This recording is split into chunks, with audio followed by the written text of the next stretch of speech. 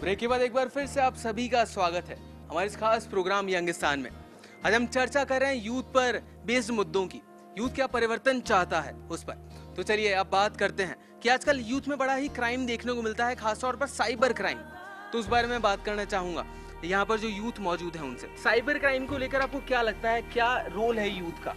Youth सबसे ज़्यादा cyber crime करता है क्योंकि सबसे ज़्यादा वही टेक्नोलॉजी से जुड़ा हुआ है। क्योंकि पुराने लोग तो के टाइम पे कंप्यूटर्स या लैपटॉप्स नहीं थे, इंटरनेट नहीं था। अब यूथ के साथ बहुत ज़्यादा सोशल साइबर क्राइम अगर बढ़ रहा है इससे मतलब हमें भी बहुत हार्मफुल हो रहा है कि हमारा फेसबुक अकाउंट है, बहुत सारे जीमेल अकाउंट है, वो हैक हो जाते हैं। फिर या हमारा अकाउंट से हमारे मनी वगैरह ट्रांजैक्शन ये सब होते हैं, वो सब हैक हो जाते हैं।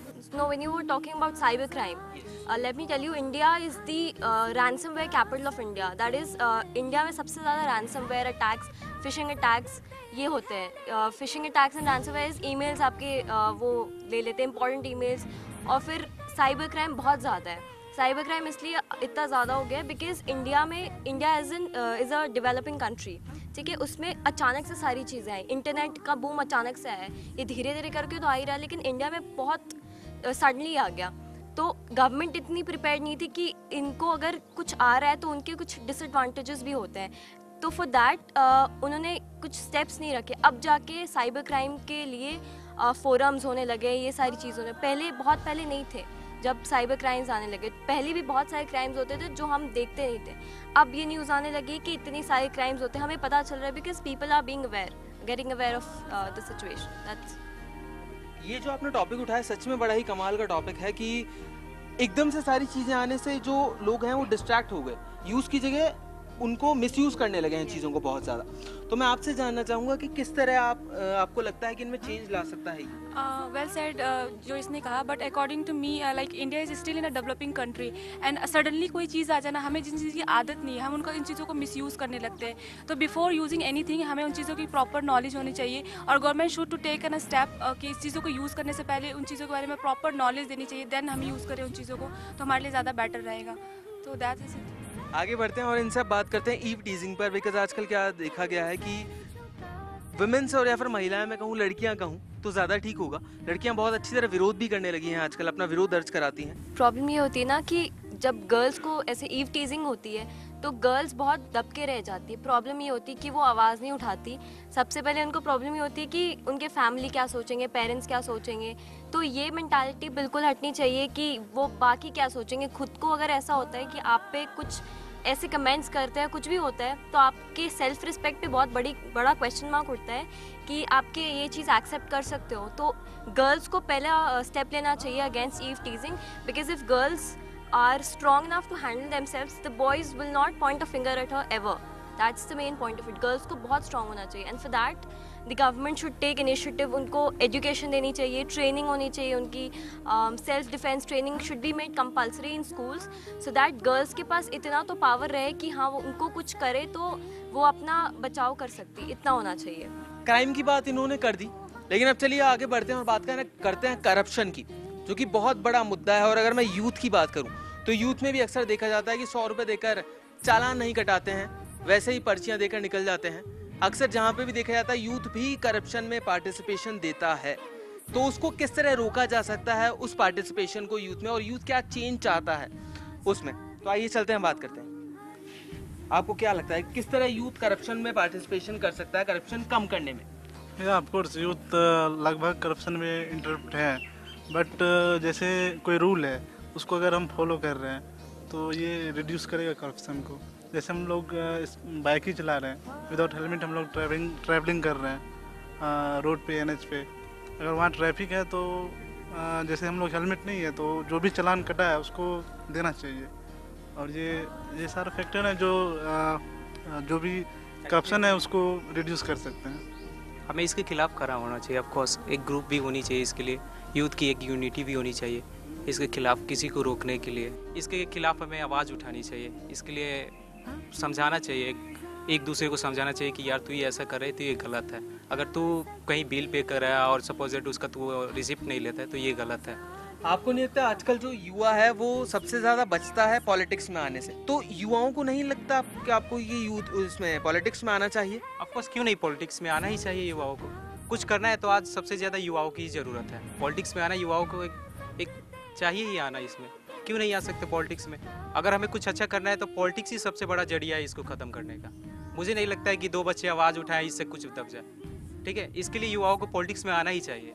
जब तक युवा पॉलिटिक्स में नहीं आएंगे कैसे समझ में आएगा कि हाँ मेरा जो हक था मैंने लिया या नहीं लिया? इसके लिए आपको आना चाहिए इसमें। आइए चलिए और लोगों से पूछते हैं, आपको क्या लगता है कि युवाओं का आजकल पार्टिसिपेशन पॉलिटिक्स में बिल्कुल भी नहीं है, निल है? बहुत कम ही युवा ऐसे होते हैं जो पॉलिटिक्स में जाना चाहते हैं। तो क्या लगता है आपको आना चाहिए युवाओं को पॉलिटिक्स में? हाँ, आना चाहिए, क्योंकि विकास के जो युवा आएंगे, नई नई सोच आएगी पॉलिटिक्स में, नए नए कानून बनाएंगे, नए नए तरीके से उनको मॉडिफाई करेंगे रूल्स को, और अच्छे से जो करप्शन वगैरह है, जो नीचे तक जो लोग हाई लो लेवल्स के लोग जो करप्शन देके जो अपने वो बड़े लोग होते हैं वो लो लेवल के लोगों को दबा देते हैं करप्शन देके, उनका काम रुक जाता है और दूसरों का काम बढ़ जाता है। तो वो युवा लोग जो आएंगे पॉलिटिक्स में वो ऐसे कामों को रोकेंगे, उनके लिए अलग अलग रूल्स बनाएंगे, रेगुलेशंस करेंगे उनकी। ये चलते हैं, कुछ और लोगों से भी जानना चाहते हैं कि उनकी राय क्या है इस मुद्दे पर, वो क्या सोचते हैं इस बारे में। बिकॉज आजकल 40-45 साल का जो आदमी है वो अपनी नौकरी के लिए सोचता है, वो पॉलिटिक्स में आने का कभी नहीं सोचता। और खासकर युवाओं में देखा गया है कि वो इंजीनियर डॉक्टर ज़रूर बनना चाहते हैं, पर पॉलिटिशियन वो बिल्कुल भी नहीं ज्वाइन करना चाहते हैं। तो आपका क्या कहना है इस पर?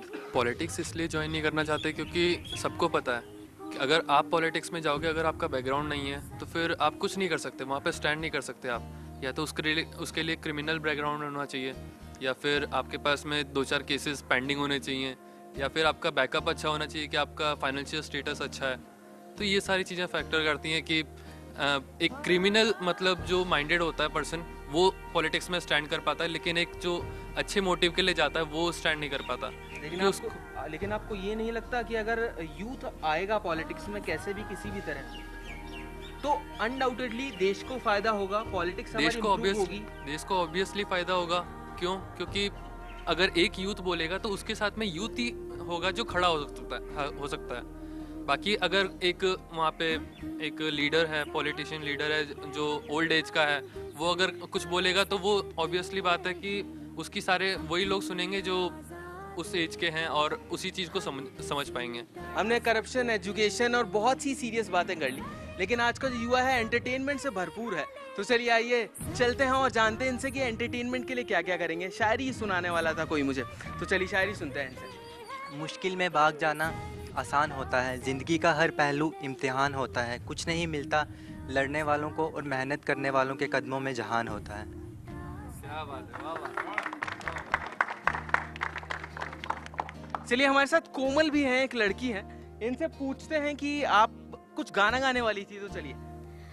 एक्चुअली हम लोगों ने सोशल इश्यूज़ पे बहुत सारी बातें कर ली और मैं बहुत ज़्यादा इंस्पायर्ड हूँ सत्यमेव जयते से, तो मैं उसी की कुछ पंक्तियाँ सोना महापात्रा ने गाया है वो गाना चाहूँगी।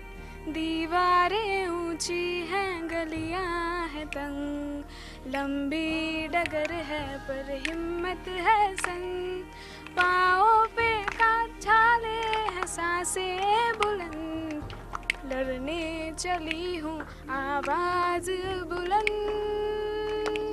बेखौफ आजाद है रहना मुझे, बेखौफ आजाद है जीना मुझे, बेखौफ आजाद है रहना मुझे, बेखौफ आजाद है जीना मुझे। Thank you. बहुत खूब, बहुत खूब। सच में कोमल मानना पड़ेगा, ये जो आपने जो संवेदनाएं मैं कहूँ जो यूथ की और महिलाओं की जो संवेदनाएं इस गाने में पिरोई है, बहुत ही कमाल थी। अब स्टूडेंट्स इतना कुछ अपना टैलेंट दिखा रहे हैं तो टीचर्स कैसे पीछे रह सकते हैं। तो चलिए अब इनसे पूछते हैं कि सर आप भी कुछ कविताएं सुनाने वाले थे हमें। तो मैं युवाओं की तरफ से कहना चाहूँगा आज कि शाखों से टूट जाएं वो पत्ते नहीं हैं हम, आंधियों से कह दो औकात में रहें।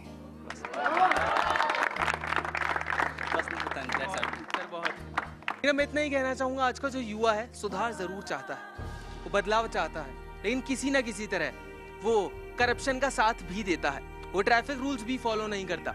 लेकिन चलिए फिर भी इसी उम्मीद के साथ आज हमारे प्रोग्राम खत्म करते हैं कि इस देश के युवाओं में ज़रूर बदलाव आएगा और हमारी जो 64% आबादी है युवाओं की, वो जरूर तरक्की करेगी और देश को कहीं और ऊंचाइयों पर ले जाएगी। आज के लिए हमारे इस खास कार्यक्रम में इतना ही। आप देखते रहिए फर्स्ट इंडिया न्यूज।